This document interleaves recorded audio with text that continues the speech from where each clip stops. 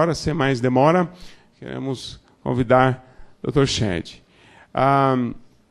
Eu não vou falar muito sobre o Dr. Chad, porque ele nem gosta e nem precisa, né? Porque o Senhor Jesus já o conhece, bem conhecido, e isso é o que importa. Mas eu tenho uma coisa só para dizer.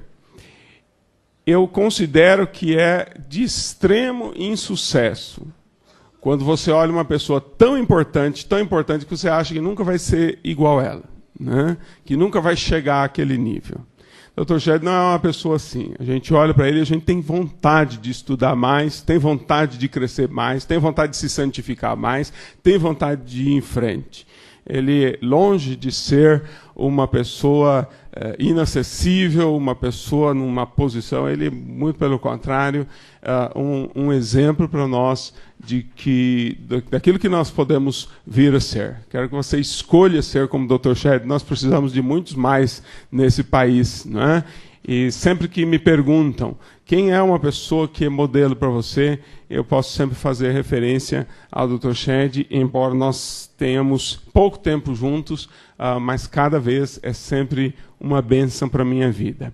O Dr. Chad foi o primeiro líder nacional, de expressão nacional, que apoiou a AME, que chancelou a AME. Nossa revista saiu com a bênção de Deus através da vida dele. Livro Triunfo que eu escrevi, tive a bênção de ter o prefácio dele, e nesses anos ele tem sempre sido de apoio para o nosso ministério. E sobre ele, sobre o ministério dele, não é necessário que eu fale mais sobre isso. Apenas quis dizer a você de que é um homem que merece nossa atenção para o modo como ele está vivendo e praticando a palavra de Deus e transmitindo também. Então, vamos orar nesse momento pela nossa vida. E toda vez que eu vou orar antes de uma pregação, nunca oro pelo pregador. Eu sempre acho que o pregador já orou, os intercessores dele já o abençoaram. Eu sempre oro por mim. Ao invés de dizer, Senhor, usa o pregador, eu fico dizendo, Senhor, usa meus ouvidos, porque Deus fala, né? O difícil é a gente estar com o ouvido nas mãos do Senhor para ser usado por Ele. Amém? Então, peça ao Senhor agora, Senhor, usa meus ouvidos, coloca aqui dentro tudo o que for da Tua vontade. Quero convidar Lidório, que já está com a gente, para fazer essa oração, nesse momento, nos dirigir em oração nesse instante, pela nossa atenção, pelo nosso coração estar aberto para ouvir a palavra do Senhor.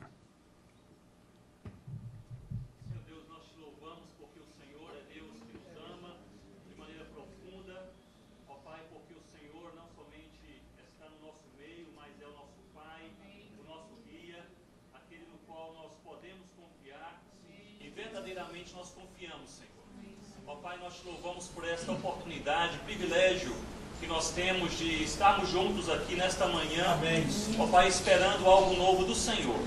Ó Pai, cremos na Tua palavra, cremos no Teu amor, cremos no Teu desejo de nos abençoar, de nos indicar o caminho, e queremos, Senhor Deus, rogar ao Teu Santo Espírito que Ele mesmo fale aos nossos ouvidos. Amém. Este é o caminho, andai por ele.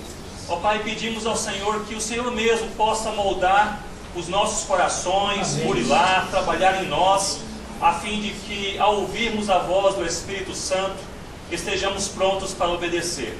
Ó Deus, trabalha em cada um de nós neste final de semana, segundo a Tua vontade, o Teu desejo e a nossa mais profunda necessidade. Nós pedimos em nome do Senhor Jesus. Amém. Obrigado.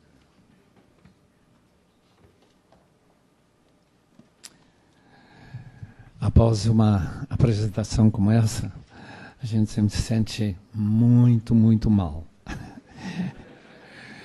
Porque realmente eu não mereço nada daquilo que foi falado.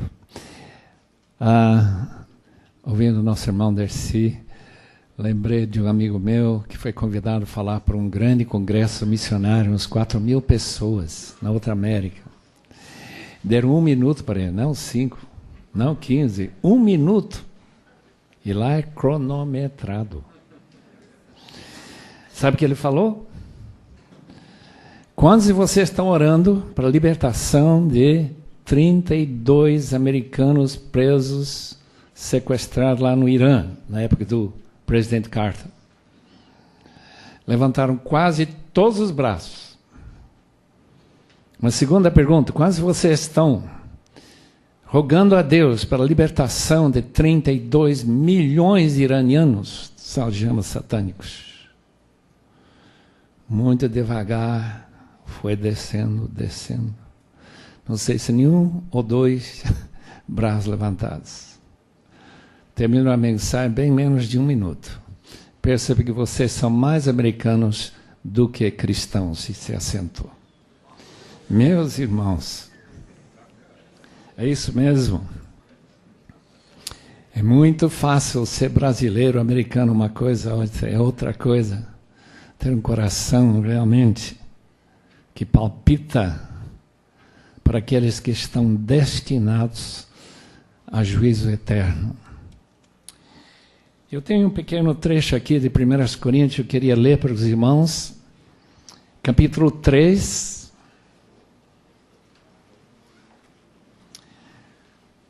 Paulo, levantando a questão dos espirituais e carnais, diz o seguinte, em versículo 5. Afinal de contas, quem é Apolo? Quem é Paulo? Apenas servos por meio dos quais vocês vieram a crer, conforme o ministério que o Senhor atribuiu a cada um. Eu plantei, Apolo regou, mas Deus é quem fez crescer.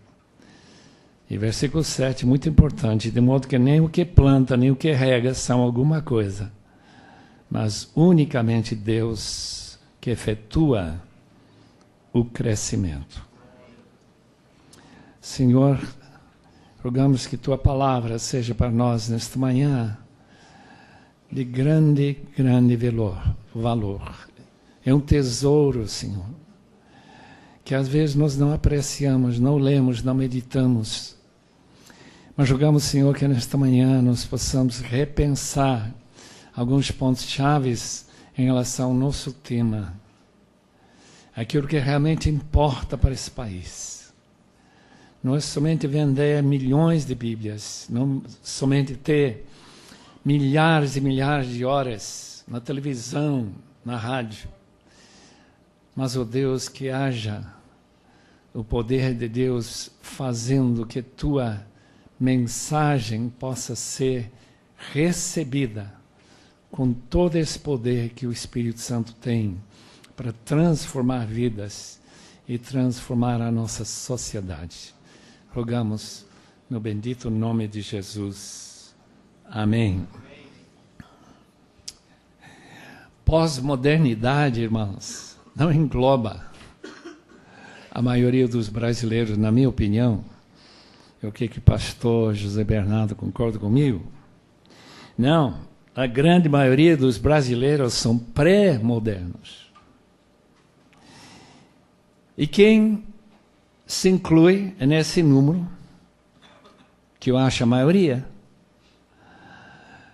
não são pessoas, claramente, que têm curso universitário, ou que têm lido os últimos livros de Richard Dawkins. Não, não. São os milhões e milhões de brasileiros que vivem isolados de qualquer influência, até da modernidade. E da pós-modernidade, com certeza. Eu estou pensando em milhões de brasileiros que vivem ao lado dos rios da Amazônia. Dizem que tem entre 30 e 40 mil povoados de ribeirinhos. Eu não contei, eu não sei se isso é verdade ou está longe da verdade, mas eu sei que há muitos. Quantas e quantas cidades brasileiras que têm menos de 1% de crentes, especialmente no Nordeste. E essa gente que resiste ao Evangelho, justamente dentro destes moldes do pré-modernidade. São gente que cria um Padre Cícero e creem firmemente que tem algo lá além daquela estátua em Ceará. Um Frei Damião, ou uma Aparecida do Norte, ou Fátima. Nós moramos pertinho de Fátima durante um ano, Portugal.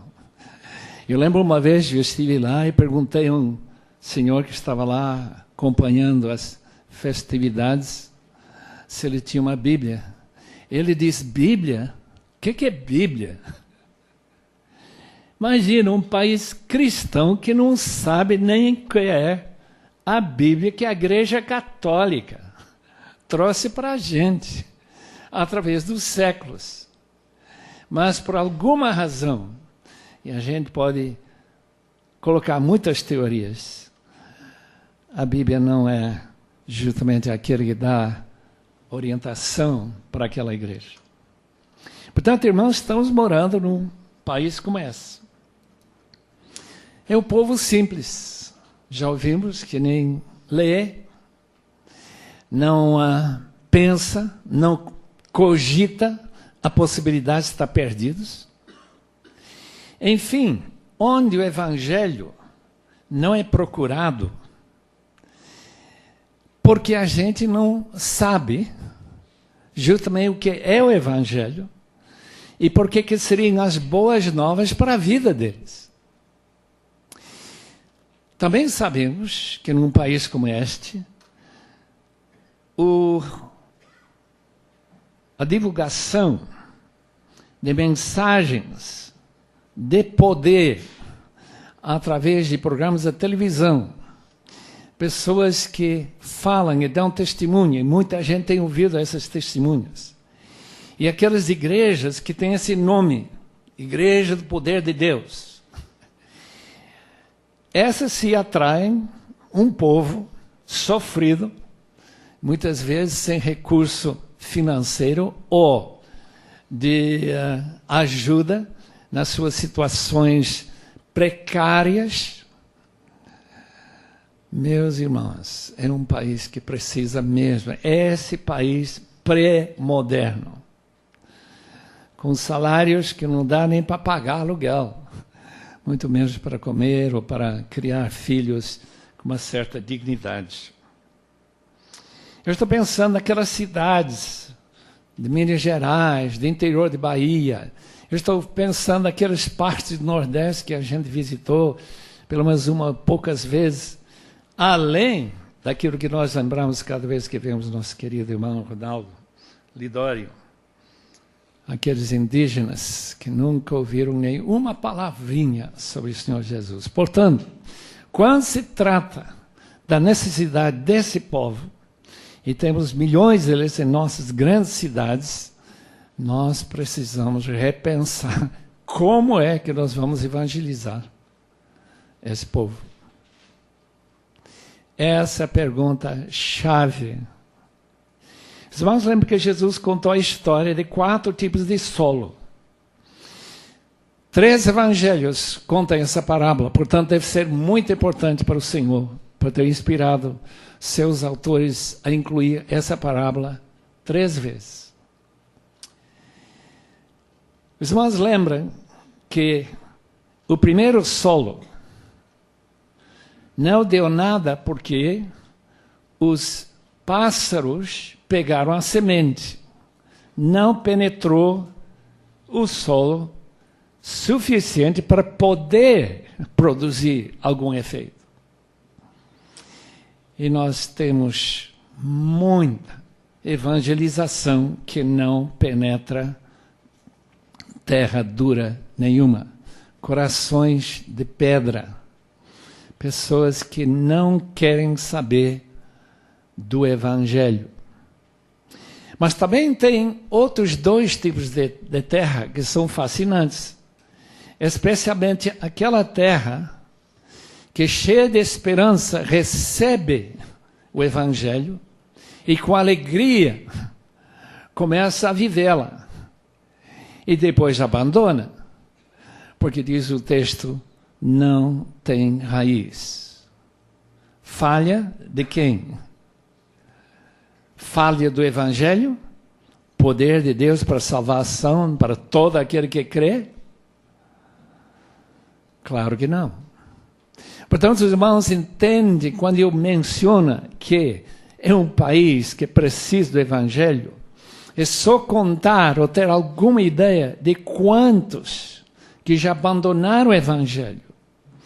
Eu lembro uma vez descendo de Nova Friburgo, conversando com a pessoa sentada do meu lado, o senhor Rodrigues. Sua história é fascinante, porque é uma história que deve ser repetida milhares e milhares de vezes nesse país. Eu já fui crente. Já foi crente? E agora que você... eu não sou nada, né? Não volto para a igreja católica, não é nada. Por favor, me conte o que aconteceu. Eu fiquei doente, fui internado, e ninguém da igreja me visitou. Então eu abandonei. Eu queria falar para ele, o senhor quer ir para o inferno por falta de uma visita de alguém da sua igreja que talvez nem sabia que você estava doente? Meu irmão, que argumento é esse para abandonar? Não, o problema é outro. Esse amigo, esse irmão, não soube o valor do Evangelho. Evangelhos são boas novas que têm implicações tremendas para nossas vidas. Mas se a gente não sente essas implicações, se a gente não tem raiz, não tem teologia, não tem doutrina, nada realmente penetrou, apenas uma promessa que sua vida vai melhorar. Não melhorou? Então eu abandono. Portanto, temos que pensar seriamente como evangelizar pré-modernos, que não param que realmente pensar seriamente para que eu devo entregar meu coração ao Senhor Jesus. E pensar seriamente quem é Ele. Para essa gente o Papa é ainda infalível, né? Ele acaba de pronunciar novamente que a Igreja Católica é a única arca em que haverá salvação no dilúvio que está para chegar ao juízo final. Não tem mais nenhum barco andando por aí, nem com esse nome a me evangelizar. Esse barco não serve, está tudo furado. Se a gente crê que essa palavra é mais segura do que a palavra de Deus, é claro que nós temos diante de nós ainda, num país que se diz católico, ou da maioria é católica, algum jeito de falar de Cristo, que eles possam de fato, ser levados a um conhecimento genuíno de Cristo. Genuíno. Em que ele se torne tudo para eles. Por isso que eu tenho gostado muito da Me Evangelizar, porque ela enfatiza muito a santificação. Os irmãos sabem que a gente não pode se santificar. A única pessoa santa é Deus. Nossa santificação é totalmente por nosso relacionamento com o Filho Jesus, através da presença do Espírito em nós. Porque toda a nossa autossantificação nada mais é do que farisaísmo. Os fariseus eram muito santos. Alguns deles estudaram a Bíblia 8 horas por dia. E como diz o apóstolo Paulo, desde a minha meninice, ultrapassou todos no zelo com que ele guardou a palavra. Mas santo, nunca foi. São pessoas que, na maioria, esperam chegar no céu. Pelo menos as pessoas com quem eu falo. Eu ainda estou procurando a primeira pessoa que diz, não, eu vou para o inferno. Eu sou perdido. Não encontrei nenhum ainda. Eu acho isso fascinante. Porque tem lugares nesse mundo que a gente sabe que vai para o inferno. Aqui não. Que lavagem cerebral, irmãos, cria uma mentalidade que a morte esse passar desta vida para a vida futura, que muita gente crê que existe, não inspira nenhum terror, nenhuma procura maior para saber como é que eu vou chegar ao paraíso. Os irmãos que nunca leram esse livro, que já está esgotado, eles viram o inferno. Conta a história como o Maurice Rawlings estava cuidando de um paciente, ele cardiologista. E esse irmão Charlie, que não era irmão naquela altura, né, estava fazendo o seu exercício na esteira e, de repente, monitor, linha reta. Dr. Maurice, que tinha um senso de humor, né? Ele vai parar de falar, ele vai cair. E, de fato, caiu. E parou de falar. Seus olhos subiram à testa. E Dr. Maurício foi trabalhar com ele com o que chama os processos de emergência, marca o passo, pressão no peito. E, para muito alívio, os olhos novamente voltam para o seu lugar certo. Doutor, me ensina uma oração. Mas eu não sou padre, eu não sou pastor, eu quero salvar a sua vida, mas eu não queria salvar a vida, eu quero salvar a alma. Doutor, estou no inferno, me ensina uma oração. A gente chegando naquele espaçozinho antes de entrar no inferno mesmo, nem nunca mais ter saída, diz, talvez a gente possa ainda escapar, né? Quando o médico não tinha outro jeito de escapar desse implorar do Sr. Charlie, disse, não, fala o seguinte, tu és o Filho de Deus, se tu me salvas do inferno, eu sou teu. Nem falou amém. Não era nem crente. Quando Charlie falou isso, ele entrou numa paz tremenda. Aquele que invocar o nome do Senhor será salvo. Isso é o que é realmente impressionante, meus irmãos. E Deus deu àquele senhor, hoje irmão, o privilégio de invocar o nome nos últimos segundos da sua vida. O Maurício, Dr. Maurício, então, foi procurar outros casos e escrever esse livro. Mas esse é o caso que a gente tem que sempre lembrar, este povo não sabe o seu destino. Não sabe para onde vão. Porque quem não lê e crê na palavra de Deus, quem acha que ser batizado como criancinha na igreja católica, algumas gotas de água em cima da cabeça, algumas palavras pronunciadas pelo padre, que essa pessoa vai, se não para o purgatório, vai para o paraíso. E se vai para o purgatório, pelo menos tem esperança de sair algum dia. Pré-modernidade é isso. Pré-modernidade é a maioria das pessoas com quem eu falo. E, meus irmãos, se não houver algum jeito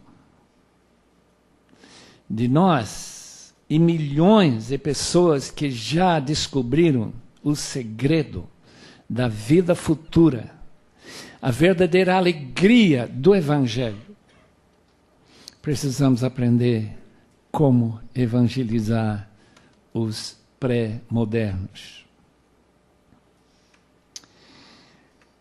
Eu escuto muito do Dr. John Piper, e numa das suas mensagens, ele disse que seu pai, que era evangelista ainda mais determinado do que Dr. John, e para mim ele é um dos grandes evangelistas da nossa época, que seu pai disse antes de falecer, é fácil levar uma pessoa para Cristo. O que é difícil é levá-lo a ser perdido. Eu dou um eco total a essa palavra. No dia que a maioria da população brasileira se sentir perdida, evangelização vai ser fácil. Muita gente vai chegar a Cristo. Os irmãos lembram do dia de Pentecoste? Pedro está falando para milhares de pessoas, numa das festas principais, trouxe até talvez 1 milhão de pessoas para Jerusalém. E lá naquela área do templo, ele está falando sobre o que aconteceu apenas dias antes, que eles crucificaram o Senhor da Glória. E o texto diz que os seus corações foram traspassados, compungidos, foram como se fosse uma lança passou lá, e, de repente, eles ficaram perdidos. Até esse momento, ele estava no lugar melhor do mundo para estar e saber que estavam indo para a vida eterna. E, de repente, estavam perdidos. Como que seus vizinhos vão descobrir que estão perdidos? Como que Dona Neuza, que vive ao lado, espírita, vai descobrir que ela está perdida? Ainda que ela está estudando a Bíblia. Pelo menos isso ela está fazendo. Está em competição com essas duas explicações do que significa ser perdido por um espírita e ser perdido de fato, segundo as páginas das Escrituras. Disse o apóstolo Paulo umas palavras que eu quero que os irmãos pensem bem nesta manhã. Em 2 Coríntios capítulo 4, as palavras dele, em versículos 3 e 4, dizem o seguinte: se nosso evangelho ainda está encoberto, e para os que se perdem está encoberto, e nos quais o Deus deste século cegou o entendimento dos incrédulos para que lhes não resplandeça a luz do evangelho da glória de Cristo, o qual é a imagem de Deus. Imagina viver num país em que o nome de Cristo é o melhor conhecido nome da sociedade pré-moderna, junto com Maria, claro. É muito conhecido esse nome, Jesus Cristo. Mas quem ele realmente é, não passou pela cabeça. Nem nenhuma obrigação diante dele. E diante de sua autoridade. E que a gente precisa buscar perdão dos pecados que ele conseguiu na cruz. Não. Atrás da nossa casa tem uma igreja católica. O que eles celebram lá? Eles celebram novamente o sacrifício do corpo de Cristo. E as pessoas comem aquela hóstia e imaginam, segundo a doutrina aceita pela igreja, que ao engolir, digerir o corpo de Cristo, eles de alguma maneira são salvos. É muito estranha essa doutrina, porque esvazia o verdadeiro significado da cruz. Uma vez para todos, as agonias de Jesus, sua morte e sua ressurreição, para perdão dos nossos pecados e ressurreição maravilhosa, assunção à direita do Pai, para voltar e reinar na terra. Que doutrina maravilhosa para aqueles que creem no Senhor Jesus. Há mais uma parábola que Jesus contou que me parece muito aplicável à nossa sociedade pré-moderna brasileira. Os irmãos lembram que, originalmente, essa parábola, em capítulo 21 de Mateus, Marcos 12, Lucas 20, dos lavradores que receberam uma vinha para cuidar para o seu dono. distante. E ainda que originalmente aplicava-se a Israel, aplica-se também ao Brasil. Por quê? Porque o Brasil tem uma história do cristianismo longa. Aliás, dá para fazer contatos e links até Paulo e Pedro. Essa é a igreja que domina esse país. Então vem os servos, os evangelizadores, para receber o fruto. Corações entregues ao Senhor. Mas em vez de receber a mensagem deles e dar-lhes esse fruto, eles simplesmente mandam embora, depois de espancar alguns deles, e sempre de mãos vazias. Até o dia em que o dono disse: vou mandar meus filhos. Eles com certeza vão respeitá-lo. Os irmãos sabem muito bem a história, que ele foi não espancado apenas, mas foi morto. Para quê? Para que a vinha seja nossa. Para que nós possamos viver nossa vida do jeito que nós queremos vivê-la. Para que nós possamos continuar em nossas mentiras, em nossa prostituição, em nesses assassinatos. 11.000, disse um irmão para mim, no Rio, somente no ano passado. Isso não entra na minha cabeça, irmão. Isso são cifras de guerra. Traições, abandono de família, tudo que está errado nessa sociedade é justamente o quê? Falta de trazer fruto de santidade para o suposto Senhor do Brasil, o Senhor Jesus. As implicações são evidentes. O homem foi reduzido a um efeito. Vítima. Sem liberalidade, nem liberdade, capacidade para determinar o seu destino final, por causa de ignorância e por falta de fé.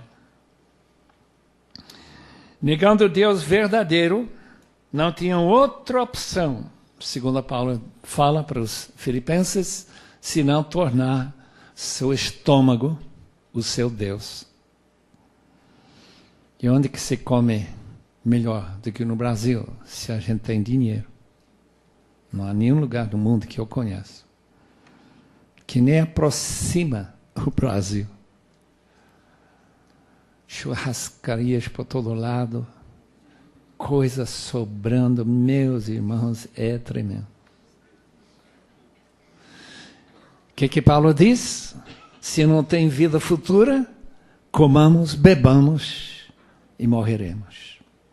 Eu estive em Passos, Minas Gerais, no fim de semana passado, e lá havia aqueles milhares de jovens bebendo na sexta-feira à noite.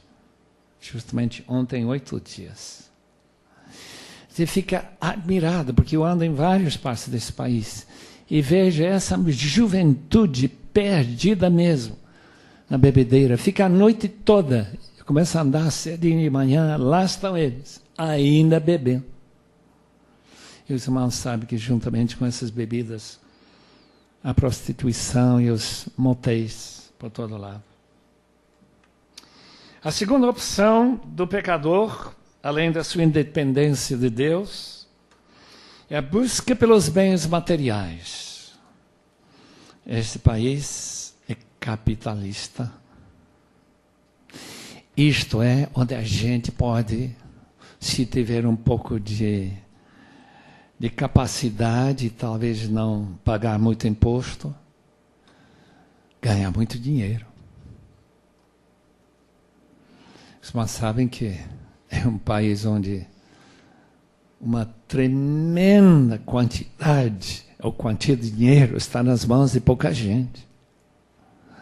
Gente muito inteligente, gente que sabe ou herdou. dono de prédios, casas e tudo mais. Então, pessoas que criaram seu paraíso aqui na Terra. Eu fico admirado que não há muito interesse em ajudar os necessitados, os pobres.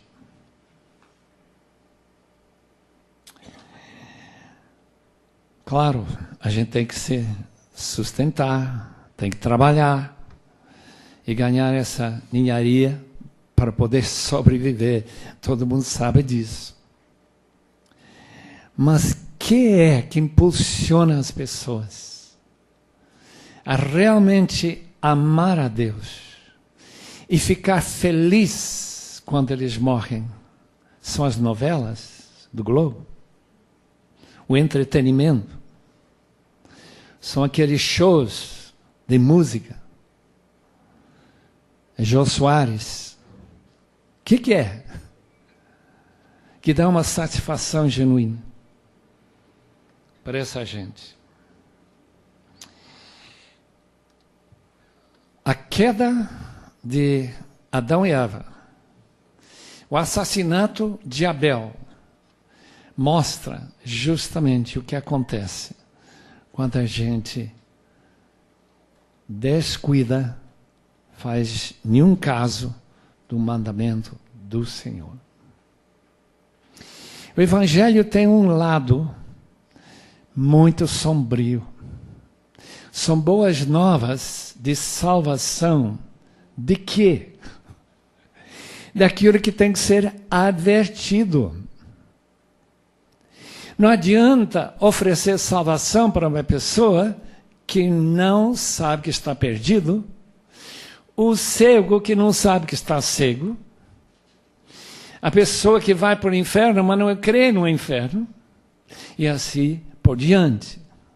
Por isso que o apóstolo Paulo, quando ele fala sobre o seu plano de evangelização, Colossenses capítulo 1, 28, ele diz que nós o anunciamos, isto é, anunciamos a Cristo como Salvador do mundo, único, advertindo todo homem. Essa palavra advertindo é o lado sombrio, é o lado da ira de Deus que se manifesta contra toda a impiedade de Romanos 1, versículo 18. Portanto, irmãos, se nós pregamos o Evangelho de que você precisa aceitar a Cristo e não damos uma ideia clara por que ele tem que aceitar Cristo, o que há nessa salvação, porque não falamos nada de advertência, logo caímos nessa doutrina que muita gente segue, a doutrina chamada universalismo. Eu conversei com um diretor de uma companhia grande, farmacêutica aqui da cidade. Ele me informou que quando ele morrer, ele vai morrer como cachorro. Quer dizer, aparentemente, cachorro não vai para o inferno. Isso que ele queria dizer com isso. Quer dizer, ele vai simplesmente apagar e acabou. Meus irmãos, o Evangelho não é esse. Como que nós vamos convencer a grande maioria da população desse país pré-moderno, por um lado, que acha que vai escapar qualquer futuro ruim, mas não fica ouvindo a mensagem de advertência, porque a cegueira não admite ver esse futuro. Quando eu era pequeno, eu segurava aquele quadro que todo mundo conhece dos dois caminhos. Eu vi outro dia de novo, imagina, depois de tantos anos, lá na Bolívia. Eu segurava, meu pai foi pregando, né, com todo esse vigor. Tinha um missionário lá na praça, no domingo, em Clissa, na Bolívia.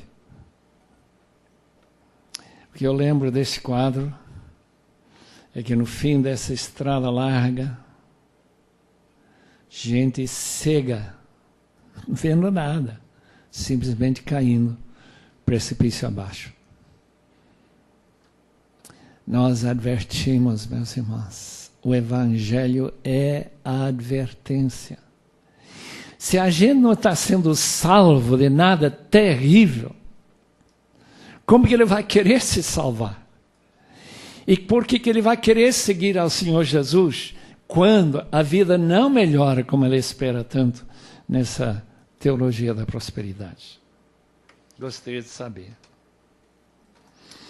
A Bíblia diz que no futuro, e nós estamos nesse futuro já, a vinda de Cristo, creio que não vai demorar tanto, doutrina de demônios. E qual é a doutrina dos demônios? Eu lembro o caso de um professor que foi buscar um médium para encontrar com seu filho que tinha se suicidado.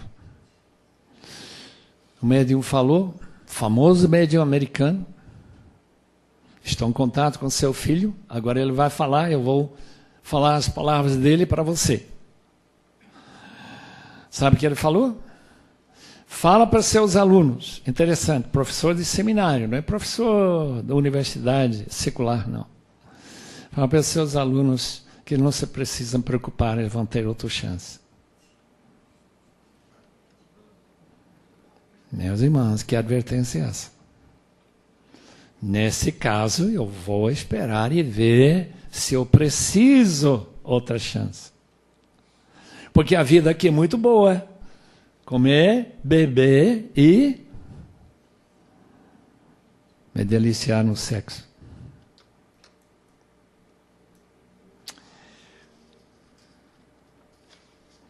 Rapidinho. Tenho 2 minutos, 3. Que precisa ser feito para evangelizar os pré-modernos? Obviamente, claramente, se o terreno é rochosa, se o terreno é duro, ou se o terreno tem muito espinho, como eu acho que tem, a gente tem que preparar com muito cuidado o terreno. Tem que deixar muito claro verdades bíblicas. Nossa única fonte de informação sobre o futuro está neste livro. E mesmo católicos têm uma ideia mais ou menos que a Bíblia tem informação acerca do futuro. Tem que falar de Deus como um Deus de santidade absoluta. E que não admite ninguém no seu céu que não tenha santificação. Que direito você tem de entrar nesse céu? Você vai entrar com sua própria justiça? Esquece, meu amigo. Sua justiça não vai chegar a lugar nenhum. Nenhum passo para dentro do céu. Você tem que ter uma justiça perfeita que você tem em Jesus Cristo. 1 Coríntios 1:30 é um versículo fantástico para mostrar exatamente isso. Que Cristo foi feito para nós. Justificação, santificação, tudo que eu preciso para poder pisar ruas de ouro, céu. Tem que falar sobre o amor de Deus, não há dúvida. Esse é o lado muito gostoso do Evangelho. Que Deus quer que você se entregue a Ele. Ele não quer que ninguém pereça.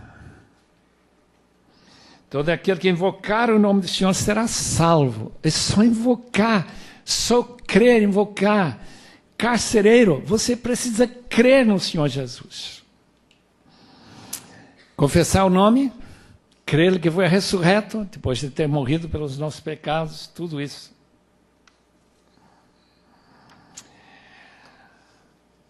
Oh, meus irmãos, tem que deixar a coisa muito séria, séria. Escuta essas palavras de Romanos 2. Ou desprezas a riqueza da sua bondade, a tolerância, a longanimidade, ignorando que a bondade de Deus é que te conduz ao arrependimento. O que a gente não quer é se arrepender, mudar de vida mesmo. Deixar o Espírito Santo mudar o rumo da sua vida. Não quer. Mas Deus pode mudar isso. Mas segundo a tua dureza e coração impenitente, acumulas contra ti mesmo ira, para o dia da ira, da revelação do justo juízo de Deus, que retribuirá a cada um segundo o seu procedimento. E vida eterna, os que perseverando em fazer o bem, procuram glória, honra, incorruptibilidade, mas ira e indignação aos facciosos que desobedecem à verdade e obedecem à injustiça. Convidamos as pessoas interessadas a aceitar a Cristo. O que significa aceitar a Cristo? 1 João 4,17b. A.W. Tozer falou certinho quando ele escreveu as seguintes palavras. Aceitar a Cristo significa conhecer o significado das palavras. Segundo Ele é, também nós somos neste mundo. Nós somos o que Ele é neste mundo. Ele é filho, nós também somos filhos. Significando o quê? Que os seus amigos agora são nossos. Seus inimigos são nossos inimigos. Seus caminhos são nossos caminhos. Sua rejeição como nossa rejeição. Sua cruz como nossa cruz. Sua vida como nossa vida. E o seu futuro também nosso. Isso significa aceitar a Cristo. Convidamos os que desejam aceitar a vida abundante em Cristo e confessar os seus pecados, se arrependerem, declarando sua fé publicamente nas águas batismais. Muita gente aceita Cristo, mas nunca faz mais nada. Não se batiza, não se afilia a uma igreja, não se torna membro do corpo de Cristo. Resultado, logo desviando. A gente tem que se tornar vitalmente relacionado com Cristo. 1 Pedro 1,22, tendo purificado a vossa alma pela obediência à verdade, tendo em vista o amor fraternal, não fingido, amai-vos de coração uns aos outros, ardentemente, pois fostes regenerados. Os irmãos sabem que a gente poderia falar muito mais sobre as grandes vantagens de aceitar a Cristo, mas os irmãos já sabem. Eu quero somente terminar falando umas palavras rápidas que me muito impressionaram de uma pessoa ganha para Cristo numa prisão cubana através do evangelista chamado Gerardo, irmão da fé. Armando Valladares, poeta cubano famoso internacionalmente conhecido, foi solto. E depois de sair da prisão, ele escreveu sobre este irmão que foi preso por alguma coisa que ele deve ter falado, talvez em alguma igreja, não sei, depois de Fidel Castro subir ao poder. Cada tarde, ao pôr do sol, a voz estridente do irmão da fé, tal como nos chamávamos Gerardo, pregador protestante, ecoava pelos corredores, chamando os homens à oração e ao cântico de hinos. Para fazer parar essas reuniões religiosas, os guardas entravam nas celas e nos espancaram. Mas logo que eles saíram, nós começamos a orar e cantar novamente.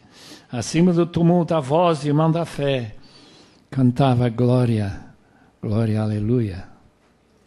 Eu posso quase escutá-lo. Simplesmente não importava o que aqueles guardas iam fazer com ele. O irmão da fé tinha estado em La Cabanha, na ilha de Los Pinos.